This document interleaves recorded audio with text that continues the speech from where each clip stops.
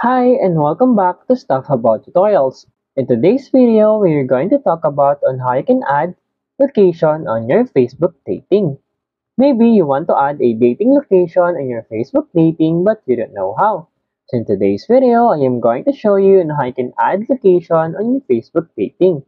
Check the video description and I will try to leave the written instructions. So without further ado, let's get into the video. First you need to do is to open your Facebook application and log in with your Facebook account. And then here, you select this heart button for you to go to your Facebook dating.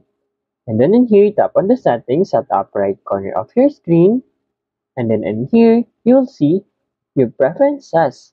And here, we have the basics. We have here the dating location. Simply tap on this dating location. And then in here, tap on the add locations. In here, simply search the location you want. For example, let's just say Philly. And then here, simply tap on that location.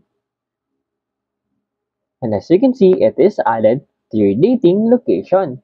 There you go. If you wanted to know on how you can add dating locations on your Facebook dating, that is the easiest way I know how.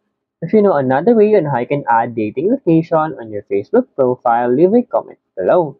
Also, be sure to subscribe for more videos.